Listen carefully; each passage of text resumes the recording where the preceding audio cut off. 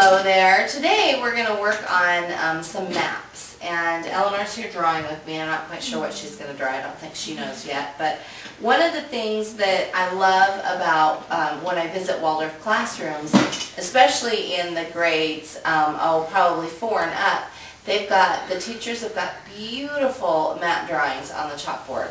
And I try, and I do a pretty good job most of the time.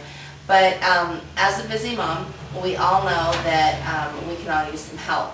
Now, this book is a wonderful book that I found that's actually, even though it's not a Waldorf book per se, it's very Waldorfian in nature. And I found it a few years ago and used it with our grade 4 mapping skills blocks, and I also used it a lot in grade 5 when we were covering the geography of the United States, and then I've used it again and referenced it when I've been working on grade 6. And it's got beautiful maps that look like they've been hand-drawn, and so they're very inspiring, and they've got great little tidbits here and there.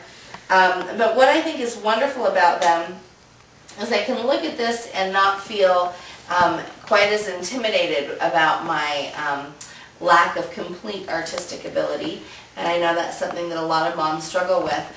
But you know, then again, you think to yourself, how do you get from this blank piece of paper to something that's this beautiful? And so this is just a little technique that I've come up with, and hopefully it'll be useful to you. These are just maps that we printed on the internet, and of course they look really boring and flat.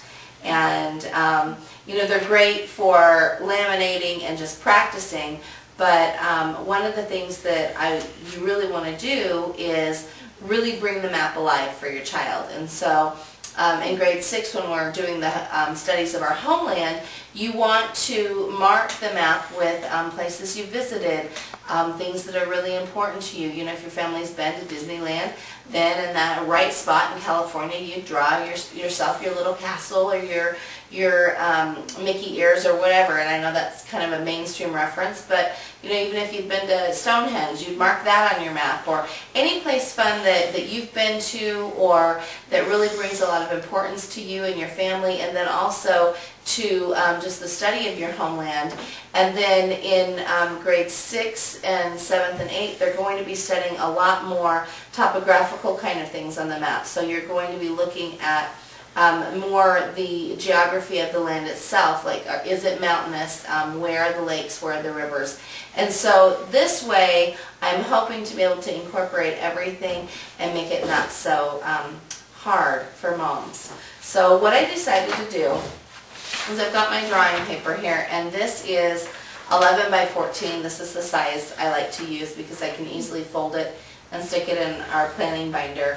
And I would absolutely do this beforehand, have it done for them, and then you can do another one alongside your child. And you know, this project might very well take 1 or 2 main lesson periods.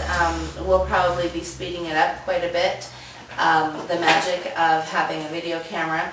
But really take your time on it, and it might be something that you want to just kind of add to gradually as you work through the block that you'll have in grade 6 on your surrounding homeland. And in our grade 6 book on the companion CD, we will have blank maps of the United States, and then also we will have blank maps of Latin America, South America, and Canada, because those are other countries that are studied and briefed for their geography in grade 6. So you can apply this technique to that, plus whatever country you're living in. The internet has some great resources for blank maps, so you know, don't be afraid to hunt them down.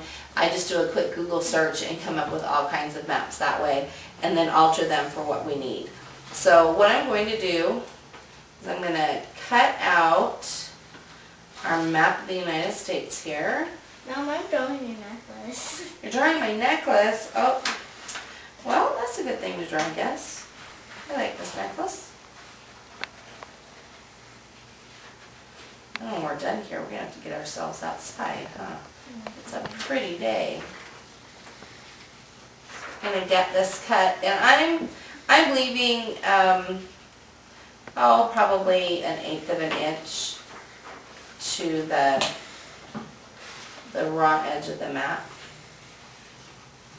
You can really do, there's no rules. I just kind of was thinking about the best way to make a beautiful map in not a huge amount of time.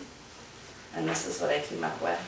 And you know, by all means, if you are a wonderful artist and you are talented enough to draw out the United States and all of its components, please do a chalkboard drawing and send it to us, because we would love to include it with this lesson and have it on our website.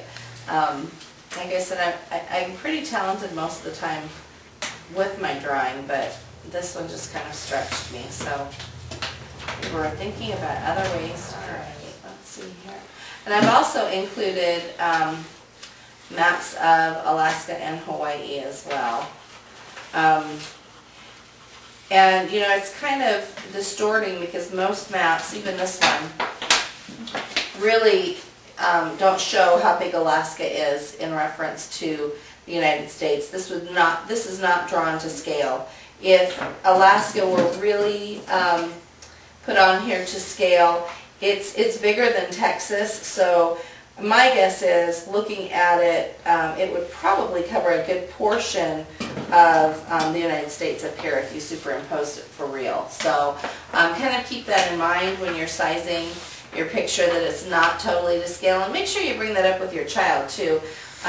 You know, Alaska looks fairly small here, and we want to make sure that we kind of get across to them just how big it is.